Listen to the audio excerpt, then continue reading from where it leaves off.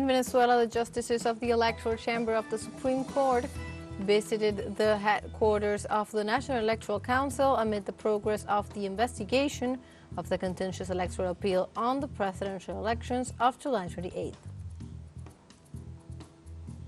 The government of Mexico, headed by Andrés Manuel López Obrador, lifted 100,000 citizens out of poverty every month, said the head of state at the end of his transition tour. And Israel's Prime Minister Benjamin Netanyahu has called for more pressure on Hamas after the Palestinian resistance withdrew from negotiations on Sunday.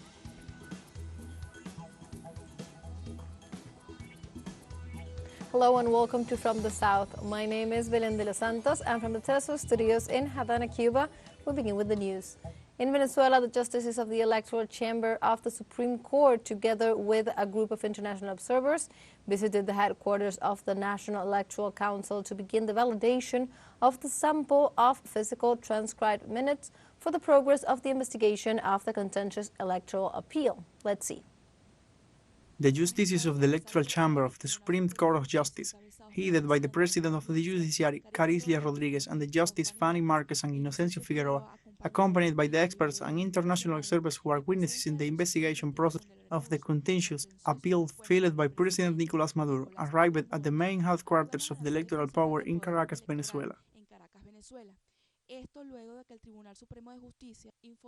This after the Supreme Court of Justice informed that once the process of transcription of the representative samples of the tally sheets submitted by the National Electoral Council is finished, they will proceed to the validation of the tally sheets.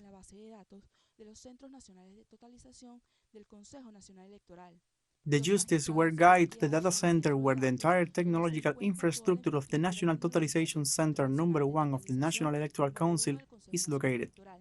In this space, the servers of the National Electoral Council operates. This is what is called by the Electoral National Council authorities as the electoral bubble, a restricted security area that protects all the technological infrastructure of National Totalization Center number 1 of the National Electoral Council. The authorities also toured the management area of Totalization Center where the justices, experts, and international observers will validate the physical tally sheets coincide with the digital ones and will verify that the results are correct. The technical specialists of the National Electoral Council manage the platform to support the verification process of the experts of the Supreme Court of Justice. This is where all the tally sheets transmitted by the voting machines are received and where the process of reception of the same is done.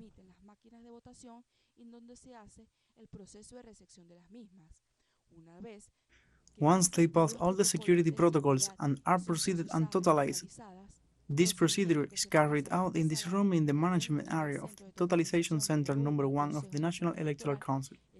The act was observed in real time by the witnesses of the different political organizations that participate in the electoral event of the last July 28.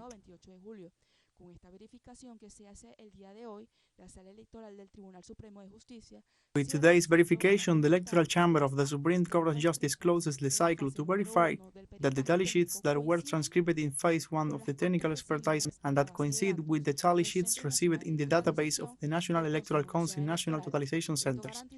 This will guarantee that the integrity of the data has been maintained at all times by demonstrating 100% consistency of the same. We continue on topic as on Sunday, the President of Pakistan, Asif Ali Zardari, addressed a letter to his counterpart of Venezuela, Nicolás Maduro, in which he recognized him as the winner of the July 28th presidential elections. The Pakistani head of state highlighted that the third consecutive victory of the Venezuelan president reflects the respect and confidence of the people in his leadership.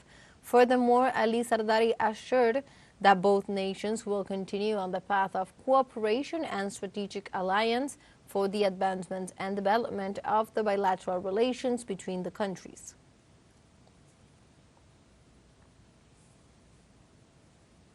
And more on Venezuela, the beaches of the Central Coast normally receive the capital's residents who come to enjoy the sun and the Caribbean. Tourists expect the situation to continue improving for the rest of the year. Let's see. The beaches of La Guaira state receive week after week thousands of tourists who travel from Caracas on a route of approximately 30 minutes, just as this group from the 23 de Enero neighborhood in Caracas did. We are low income, but we do something. One makes the arepa, another makes a collaboration between all of us, and let's go to the beach. Or this worker who came with his family to enjoy a barbecue at the seashore. Everyone takes their own course as they want, because they are outside. There are some who are lucky and do well, others who are not and come back. They leave, sell everything, and come back with nothing. I, thank God, I'm not moving from here. I'm in my country and everything is fine.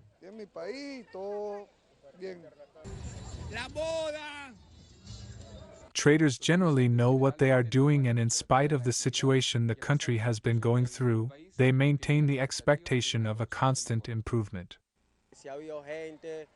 Yes, there have been people, there has been a bit of sale.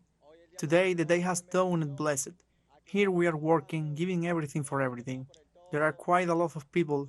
Well, the day has been good. It has stayed that way. All things are going to go well, economically, as we are going. And what can I tell you? Every day this looks better. Everything is fine here. Okay, look, you're seeing the beaches as they are. Well, people are here quietly enjoying with their families. The resilience of the Venezuelan population is constantly expressed in the longing for a better and peaceful situation. This is a radiant, beautiful sun. What you breathe is tranquility and peace, which is what the whole planet wants, all visitors, to enjoy life.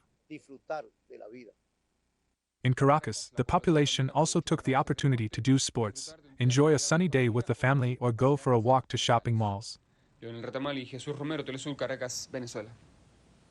we now move on to other topics. The government of Mexico, headed by Andrés Manuel López Obrador, lifted 100,000 citizens out of poverty every month.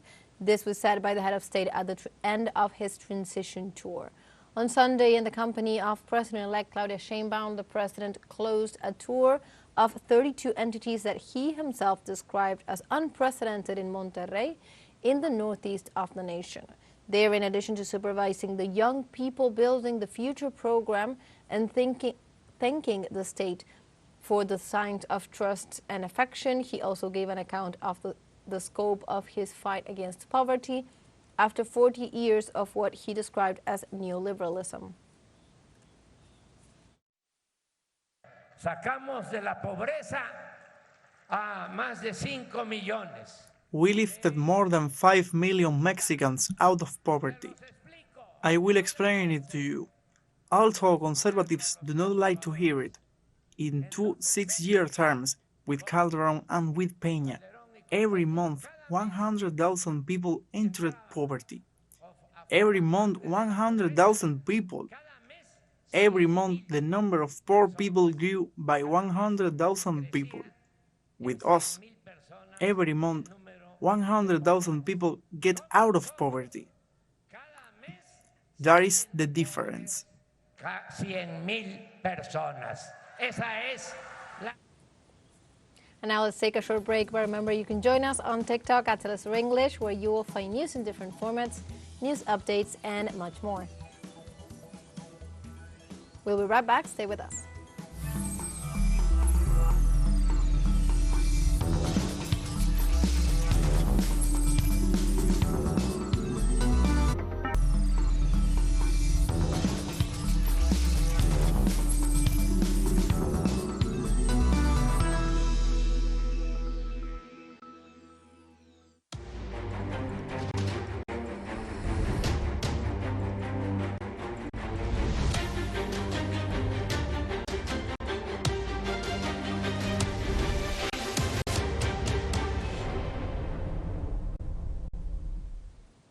Welcome back from the South. Israel's Prime Minister Benjamin Netanyahu has called for more pressure on Hamas after the Palestinian resistance withdrew from negotiations on Sunday. Netanyahu had hoped to reach an agreement with the Washington design proposal and welcome U.S. Secretary of State Antony Blinken with this achievement. But Hamas rejected the offer, abandoning negotiations on the grounds that the occupier is constantly changing conditions and adding new demands to a proposal that everyone initially had agreed to. Meanwhile, the Zionist premier has ordered all pressure to be directed against the group and its new leader, Yahya Sinwar.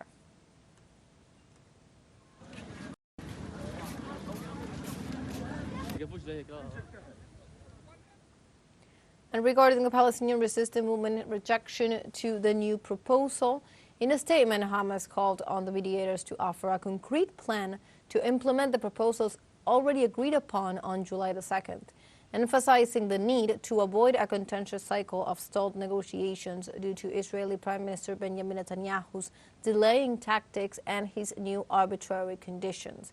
In this regard, Hamas stressed that the Western proposal reflects Netanyahu's insistence on maintaining control over strategic areas of Gaza, including the Netzarim crossing, the Rafah crossing, and the Philadelphia corridor.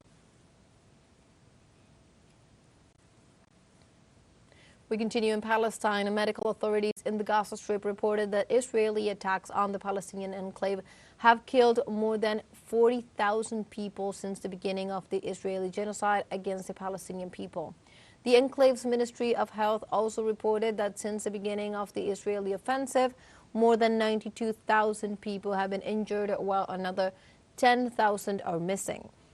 It is important to point out that the civil defense teams and ambulances have difficulties to enter the areas affected by the clashes due to prohibitions of the Israeli occupation forces, causing many victims to die due to the lack of medical assistance. And also new attacks by the Israeli regime on the town of Jabalia and Khan Yunis were reported, leaving several people dead and several wounded. At least 4 Palestinians were killed and others were wounded when Israeli jets bombed 2 residential apartments in Jabalia refugee camp in the northern Gaza Strip. Local sources also reported that ambulances and rescue teams recovered the bodies of the martyrs and several wounded from under the rubble of those houses. Also, a Palestinian woman and a child were killed and others were wounded when planes fired at a house in the town of Abasan al-Kabira, east of Khan Yunis. In the last hours, the genocidal army committed a massacre against an entire family, killing the 15 members, most of whom arrived shattered at the Al-Aqsa Martyrs Hospital after the bombing of a warehouse in central Gaza.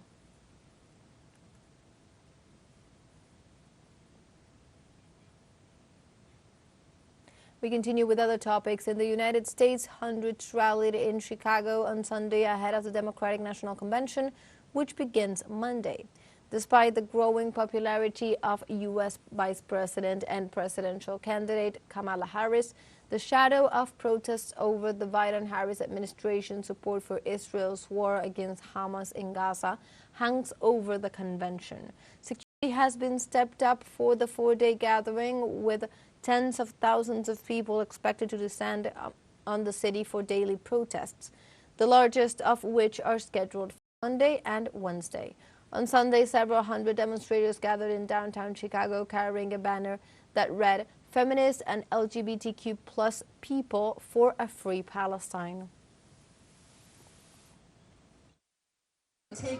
We want to let the Democrats know that their vote is not something that is a given from the people, it's something that is earned. They have to show us that they're here to support our interests and not that of their corporate donors.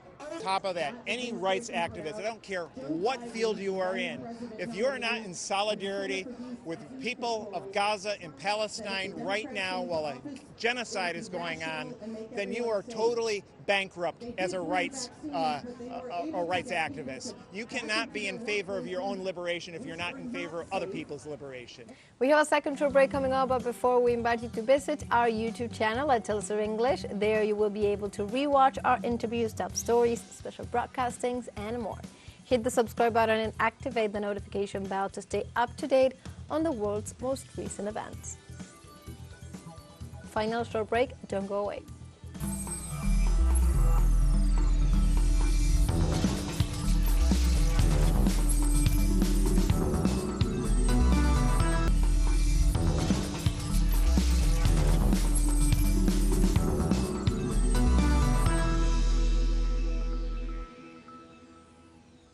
Welcome back from the south.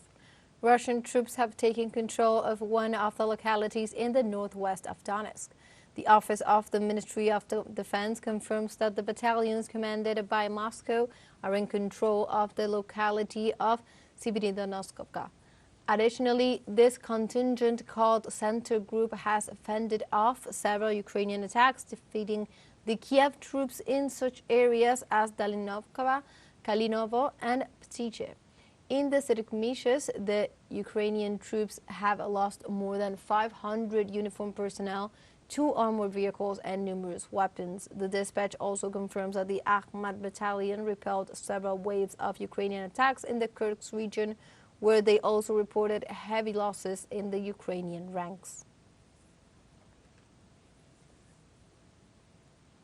And in Thailand, the king appointed Paetongtarn Shinawatra as the Asian country's new prime minister 2 days after the parliament elected her following the dismissal of Shetra Thavisin by order of the Constitutional Court. According to the local media, the daughter of former Prime Minister Thaksin Shinawatra received the written order from King Maha Vajiralongkorn to form a government in ceremony held in Bangkok. In this regard, the new leader announced that she will head a coalition government led by her party, Pheu Thai, together with the pro-military movement opposed to her father, Thaksin Shinawatra. Furthermore, the head of government thanked the sovereign for his support and expressed to the people that she hopes to coordinate the power of all talented Thai generations to assume the assigned position with responsibility.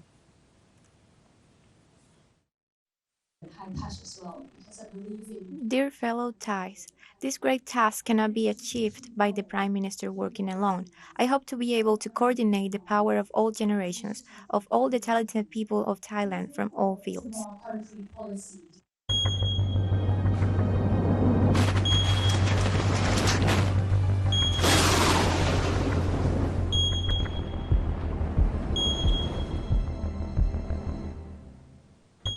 We now move on to other topics. In Chad, local authorities reported that more than 60 people died as a result of floods caused by torrential rains in the country. The rains in the northwest of the country caused floods in mountainous areas where several rivers flow before evaporating in the Sahara. The authorities urged to prepare a program of assistance to the inhabitants of the affected areas, including those difficult to access as a result of the floods. Experts warn that due to the effect of the climatic phenomenon El Niño, several areas in West and East and Southern Africa are suffering from heavy rains or severe droughts. Meanwhile, in Pakistan, at least 195 people lost their lives after heavy rains and floods registered from the month of July to the present. The report of the National Disaster Management Authority said that the rains have caused severe consequences, including 365 people injured and the destruction of more than 2,000 houses. The floods also damaged more than 44 kilometers of roads and 30 bridges throughout the country. It should be noted that Pakistan is still trying to recover from the devastating floods of 2022, which affected 33 million people and caused 1,739 deaths.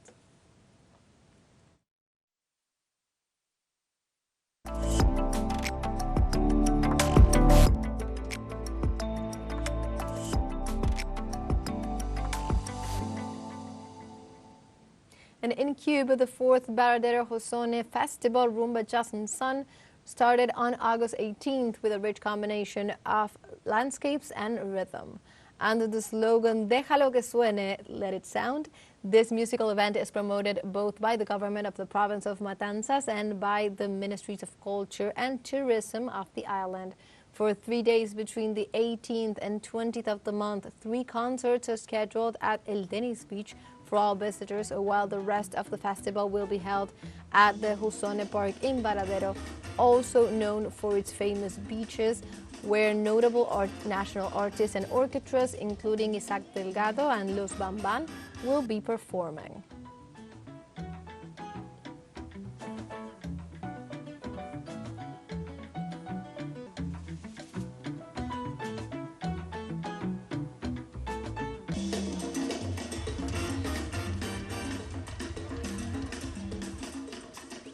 And Colombians parade on bets on the World Day of Laziness, the closing day of a festival held every year since 1985 in the municipality of Itagüí, south of Medellin. Let's see.